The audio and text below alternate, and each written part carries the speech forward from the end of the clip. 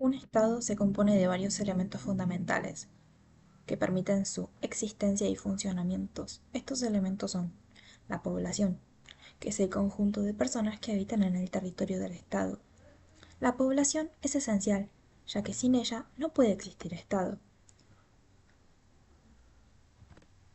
El territorio es el espacio geográfico delimitado por fronteras donde reside la población y sobre el cual el Estado ejerce su autoridad. Incluye el suelo, el subsuelo, el espacio aéreo y las aguas territoriales.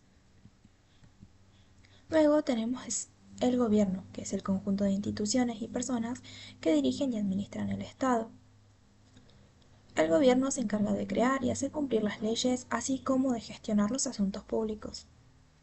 Luego tenemos la soberanía, que es la capacidad del Estado para ejercer su autoridad de manera independiente, sin interferencias externas. La soberanía permite al Estado tomar decisiones y gobernar su territorio y población de acuerdo con sus propias leyes políticas. Estos elementos son esenciales para que un Estado pueda existir y funcionar de manera efectiva. Si no hubieran estos cuatro elementos, los demás países ni siquiera podrían reconocernos como país. Es lo fundamental para entender el funcionamiento de un Estado, entender que son estos cuatro elementos los que forman y lo que dan su sustancia al concepto de Estado. Estos elementos están plasmados en una constitución, que es básicamente eh, los elementos de los que se compone el Estado y es un libro que dice cómo está estructurado un país determinado y se define como la ley fundamental de un Estado soberano que establece la estructura y organización del gobierno, así como los derechos y deberes de los ciudadanos. Es la norma suprema que regula la relación entre los poderes públicos, ejecutivo, legislativo y judicial, y los ciudadanos garantizando sus derechos y libertades. El Estado no puede ir por sobre los derechos individuales. Hay un juego de derechos, ¿no? Porque están los derechos que pertenecen a todos y el Estado, por ejemplo, la vida, la libertad y la propiedad, y el Estado es el encargado de proteger esos derechos. El Estado está para proteger a los ciudadanos.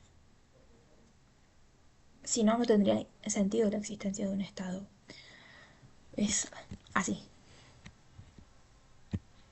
La Constitución puede ser vista como un pacto social que define cómo se ejerce el poder y cómo se protege los derechos de las personas. Además, establece los procedimientos para su propia reforma, asegurando que cualquier cambio en su contenido sea realizado de manera ordenada y legítima.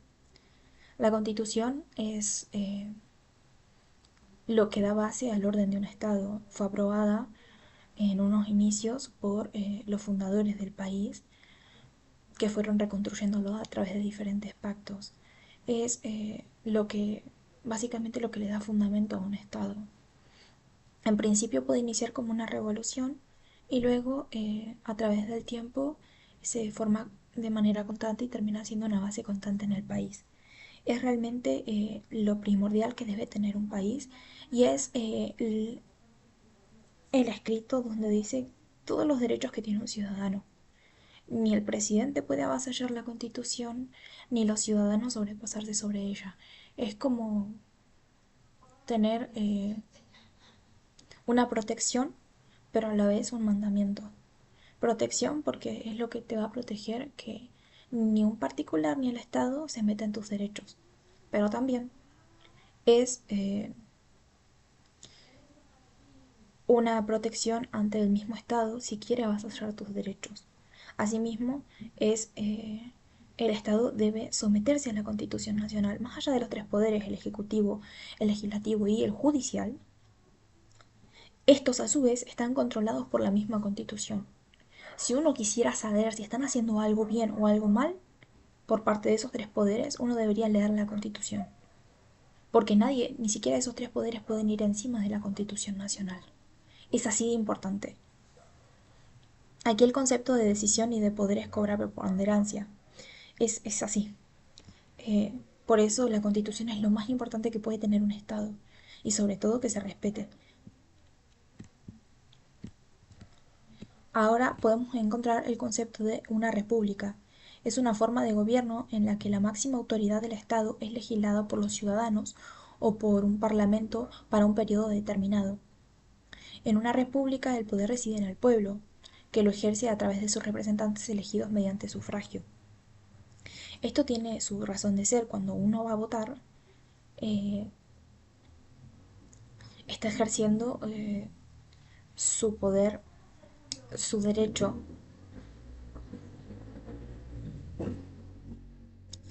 Y la república, el concepto de república nació justamente para la división de poderes, para que el poder ejecutivo no sobrepase al ciudadano, para que no se vulneren los derechos. Es así como el poder judicial controla al poder ejecutivo y el poder legislativo a su vez está controlado también por el poder eh, legislativo, está controlado a su vez también por el poder ejecutivo. Y así, es recíproco. Es así de importante en caso de que uno de los integrantes de alguno de estos poderes llegue a hacer algo en contra de la ley, de lo que sería la Constitución, por ejemplo, entonces podemos ir a lo que se denominan juicios políticos, que están integrados también por miembros de estos tres poderes para que se haga justicia. Pero es un tema mucho más complicado y más profundo. La república se caracteriza por la separación de poder ejecutivo, legislativo y judicial y la igualdad ante la ley. Este sistema se opone a la concentración de poder en una sola persona, como ocurre en las monarquías absolutas o las dictaduras. El término república proviene del latín que significa res publica y que significa cosa pública o asunto público. Este concepto enfatiza que los asuntos del Estado son de interés común y deben ser gestionados en beneficio de todos los ciudadanos. Es decir, eh, la idea de que el poder esté dividido significa que no va a haber nadie con el poder absoluto en sus manos para decidir hacer sobre los ciudadanos lo que quiera. Esta idea nació con Montesquieu en la obra El espíritu de las leyes. Propuso la teoría de la separación de poderes justamente para evitar que la concentración del poder en una sola entidad, por ejemplo la monarquía, y así proteger la libertad y los derechos de los ciudadanos. Según Montesquieu, los poderes del Estado deben dividirse en tres ramas independientes, que son justamente la que veníamos viendo. Así, él decía que el poder legislativo es el encargado de hacer las leyes. Montesquieu creía que este poder debía estar en manos de una asamblea o parlamento que representara al pueblo. Por otro lado, tiene el poder ejecutivo, que es el encargado de hacer cumplir las leyes y de la administración del Estado. Este poder debe estar en manos de un monarca o presidente, quien ejecuta las decisiones del legislativo. Él utilizaba monarca porque en ese entonces era una palabra bastante usada, pero en este caso deberíamos usar presidente. Asimismo, también decía que el Poder Judicial es el encargado de interpretar las leyes y resolver los conflictos que surjan de su aplicación o en su aplicación. Montesquieu sostenía que este poder debe ser independiente para garantizar la imparcialidad y la justicia. Es así que, por ejemplo, un presidente no puede decirle a un juez qué puede decidir en un caso determinado. Tampoco puede decirle al juez del Poder Legislativo qué debe hacer. Ellos escriben las leyes y el Poder Judicial la interpreta. A su vez tenemos la separación de poderes que según Montesquieu esto busca crear un sistema de controles y equilibrios, donde cada poder puede limitar y supervisar a los otros, evitando así el abuso de poder. Y creo que el ejemplo más representativo de eso es el juicio político. Cuando hay faltas graves, es uno de los remedios que más se puede usar para sacar del poder a quienes no le ejercen en beneficio del pueblo, sino en beneficio propio. Por ejemplo, cuando hay corrupción, o ese debería ser el caso.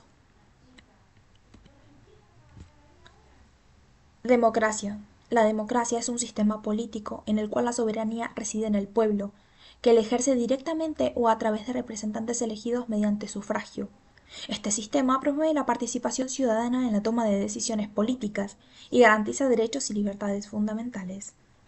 El término democracia proviene del griego, que significa demos, pueblo, y kratos, poder, lo que significa poder del pueblo. En una democracia, las decisiones importantes sobre la conducción del Estado se toman a través de mecanismos de participación directa o indirecta, como elecciones, referendos y consultas populares. La democracia directa, el ciudadano participa de manera directa, por ejemplo, si le preguntan si quiere que una ley sea aprobada o no, o que determinado acto político sea aprobado o no. Van a las votaciones como ciudadanos y emiten su voto si quieren que se apruebe tal o cual cosa. En la democracia representativa o indirecta, ustedes eligen a diputados y a senadores y son ellos quienes van a votar si quieren que un acto político o una ley decida tal o cual cosa. Esas son las diferencias y eh, la más representativa de Argentina es la democracia indirecta. Existen varios tipos de democracia en el mundo, entre los cuales se destacan la democracia directa. Los ciudadanos participan directamente en la toma de decisiones sin intermediarios. Este tipo de democracia es más común en pequeñas comunidades o en ciertos procesos específicos como referendos. La democracia representativa. Los ciudadanos eligen representantes que toman decisiones en su nombre. Este es el tipo de democracia más común en el mundo moderno, que es la que se dijo recién. La democracia semidirecta combina elementos de la democracia directa y representativa. Los ciudadanos eligen representantes, pero también pueden participar directamente en ciertas decisiones a través de referendos o iniciativas populares, y esto está amparado en la Constitución Nacional. En muchos casos, cuando el pueblo tiene la necesidad de que una ley o un proyecto de ley sea votado y es en beneficio de la ciudadanía y los legisladores no quisieran aprobarlo, se pueden ir a estas iniciativas populares, por ejemplo, para ver qué opina el pueblo. ¿El pueblo quiere esto o no lo quiere? Y es un mecanismo en el que incluso pueden llegar a hacer realmente ejercer su derecho. No necesitan esperar que ellos terminen aprobándoles la ley. El pueblo puede ir a votar y decir yo quiero que esto se cambie porque es en mi beneficio. Y si a vos político no te gusta, bueno, tu problema. Pero este es mi poder, yo te voté. Vos sos mi empleado, yo trabajo día a día y yo soy el que te paga el sueldo. Entonces puedo votar lo que a mí me beneficia a través de estas herramientas que nos brinda la Constitución. ¿Para qué? Para que el poder legislativo no sobrepase a los ciudadanos, que son los que realmente aportan para que haya un poder legislativo. Si uno se pone a pensar, si los argentinos no trabajaran y no hubieran eh, sueldos con los cuales aportar al Estado, ellos no tendrían trabajo, no podrían estar en ese lugar, tendrían que salir a trabajar como todos los demás porque no podrían cobrar un sueldo, porque el sueldo proviene del trabajo de los ciudadanos de día a día. Así de importante es que hagan valer su derecho en los votos y que le pidan a los legisladores y representantes que voten en favor y en pro del pueblo. Después tenemos la democracia parlamentaria. El poder ejecutivo emana del poder legislativo y, y es responsable ante él. El jefe de gobierno suele ser un primer ministro elegido por el Parlamento. Un ejemplo que podría ser es si el presidente fuera elegido directamente por el poder legislativo, una cosa así. Es. Después tenemos la democracia presidencialista. El presidente es elegido directamente por los ciudadanos y tiene poderes significativos, separados del poder legislativo. Representa bastante bien a la Argentina este concepto. Y después la democracia constitucional se basa en una constitución que establece los límites y las funciones del gobierno, garantizando los derechos y libertades de los ciudadanos. Eh, que hayan distintas definiciones de democracia no significa que no puedan complementarse. Si bien tenemos una democracia representativa, pero son complementarios, no son conceptos y o, no se descartan, son acumulativos, se podría decir. Y esos son los conceptos principales y fundamentales que uno tiene que aprender para empezar a entender cómo se maneja un Estado y cómo los ciudadanos pueden entender cómo pueden ejercer sus derechos frente a un Estado.